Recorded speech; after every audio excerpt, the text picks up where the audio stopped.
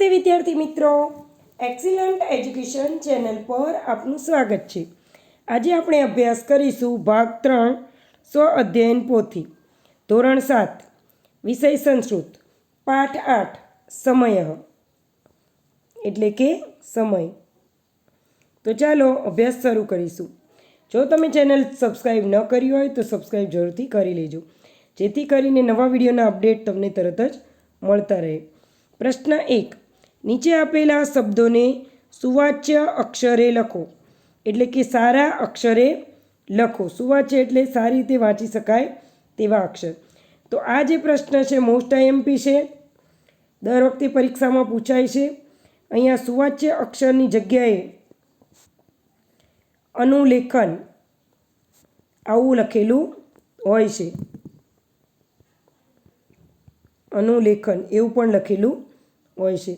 તો most IMP છે। અનુલેખન એટલે એવું ને એવું ફરીથી લખવું, અને સુવાચ્ય એટલે સારા અક્ષરે લખવું। તો ચાલો અભ્યાસ શરૂ કરીએ। એક તો એક, દ્રિ તો દ્રિ, ત્રિ તો ત્રિ, ચતુર તો ચતુર, પંચ પંચ, ષટ તો ષટ, સપ્ત તો સપ્ત, અષ્ટ તો અષ્ટ, પછી નવ, દસ, એકાદશ, દ્વાદશ, 12ને કહેવાય દ્વાદશ, 13 તો ઘટી, 14 તો સપાદ, 15 તો સાર્ધ, અને 16 પાદોન। પ્રશ્ન 2, સંસ્કૃતમાં સમય દર્શાવો। તો અહીંયા જે છે સંસ્કૃતમાં સમય દર્શાવો આ મોસ્ટ આઈએમપી છે। આ બે પૂછાય છે, તમે કરી નાખજો। પહેલું જે છે 5 વાગ્યાનું, તો તેને પશ્ચવાદનમ। પછી છે 3:30, તો સાર્ધત્રિવાદનમ એટલે 3:30 વાગ્યા છે। પછી 5:45, તો પાદોન ષડવાદનમ એટલે 6 વાગ્યામાં 15 મિનિટ ઓછી। પછી 8:30, તો સાર્ધ અષ્ટવાદનમ એટલે 8 વાગ્યા છે ને 30 મિનિટ થઈ છે। 30 મિનિટ ઉપર હોય તો સાર્ધ લખવાનું। શું લખવાનું? સાર્ધ। અને 45 મિનિટ હોય અથવા તો 15 મિનિટ બાકી હોય તો પાદોન લખવાનું। 5, 1:45, તો પાદોન દ્વિવાદનમ એટલે 2 વાગ્યામાં 15 મિનિટ ઓછી છે। પછી 6:15, તો સપાદ ષડવાદનમ એટલે કે 15ને આપણે એવું કહીશું સપાદ, તો અને ષડવાદન એટલે 6 વાગ્યા છે ને ઉપર 15 મિનિટ થઈ છે। તો આ જે છે ઉપર આ તમે જરૂરથી પાકું કરી લેજો। આ પાકું કરી લેશો તો તમને ઘડિયાળમાં જોતા આવડી જશે। પ્રશ્ન 3, જોડકા જોડો। 1, પાદોન 10 વાદનમ એટલે 10 વાગ્યામાં 15 મિનિટ ઓછી। સપાદ અષ્ટવાદનમ એટલે અષ્ટવાદનમ એટલે 8 વાગ્યા છે ને ઉપર 15 મિનિટ, તો 8:15। પછી સાર્ધ દસવાદનમ એટલે સાર્ધ એટલે 30, તો 10:30 થઈ છે। તમારે ટાઈમ લખવો હોય તો પણ લખી શકો છો। પછી 4, પાદોન સદ્રાદશમ એટલે કે 6 વાગ્યામાં 15 મિનિટ ઓછી છે, તો 5:45 થયા છે એટલે 5:45। ત્રિવાદનમ એટલે 3 વાગ્યા છે, તો અહીંયા આપણને બતાવ્યું છે 3 વાગ્યા છે। તો આ રીતે જોડકા તમે જોડી લેજો।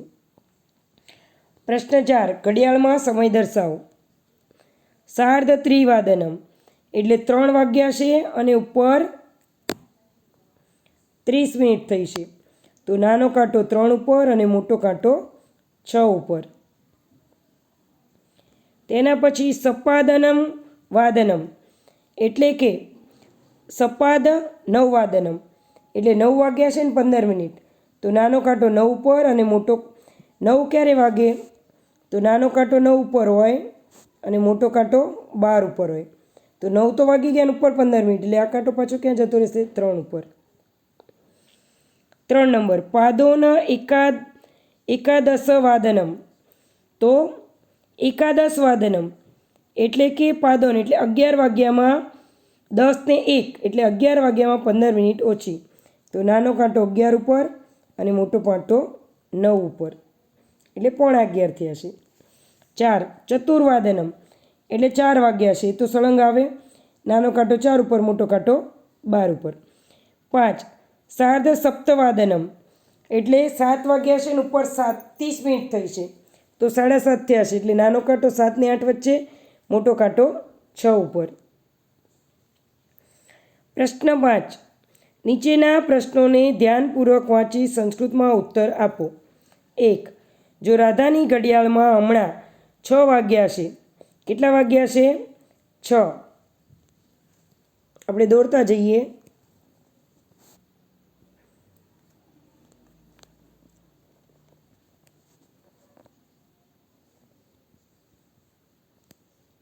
અહીંયા 12, 3, 6 અને 9, 6 વાગ્યા છે. 1 કલાક બાદ તેણી ઘડિયાળમાં કેટલા વાગ્યા હશે? તો 6 વાગ્યા છે તો 1 કલાક પછી કેટલા વાગે? 7. શબ્દ અને અંકમાં લખો. તો 7ને શબ્દમાં 7 જ લખાય અને સંસ્કૃતમાં તેને લખાય સપ્તવાદનમ. 2 જો તમારે આજે સવારે 8 વાગે શાળાએ જવાનું હોય તો તમે કેટલા વાગ્યાનું એલાર્મ મોબાઈલમાં મૂકશો? તે સમયને નીચે આપેલ ઘડિયાળમાં દર્શાવો. 8 વાગે જવાનું હોય તો ઓછામાં ઓછું આપણે કલાક 1.5 કલાક વહેલા નીકળીએ. તો મારે સ્કૂલે 7 વાગે જવાનું હોય, 8 વાગે જવાનું હોય તો અહીંયા છે 8 તો મારે 6 વાગે ઉઠવું પડે. ઘણા ખરા 6:30 ઉઠતા હોય, કોઈ 7:30 ઉઠતા હોય, કોઈક 7 વાગે ઉઠે તો કલાકમાં રેડી પણ થઈ જતા હોય. તો અહીંયા બધાના મુક્ત જવાબ આવશે એટલે કે તમને જે યોગ્ય લાગે તે જવાબ અહીંયા લખી શકો છો. અહીંયા હું 6:30 ઉઠું છું એટલે 6:30 લખ્યું છે તો એને સંસ્કૃતમાં કહેવાય સાર્ધ સર્ધવાદનમ. તો વિદ્યાર્થી મિત્રો, આજનો અભ્યાસ પૂર્ણ થાય છે. તમને વિડીયો પસંદ આવ્યો હોય તો વિડીયોને લાઇક, શેર અને સબસ્ક્રાઈબ જરૂરથી કરજો અને તમારા બીજા મિત્રોને પણ શેર કરજો અને કોમેન્ટ બોક્સમાં જ કોમેન્ટ જરૂરથી લખજો કે તમને વિડીયો કેવો લાગ્યો. આ ઉપરાંત ડિસ્ક્રિપ્શન બોક્સમાં ઘણા બધા વિડીયોની લિંક આપેલી છે, તેની તમે ભૂલ્યા વગર અચૂકથી મુલાકાત લેજો. વિડીયો જોવા બદલ તમારો આભાર.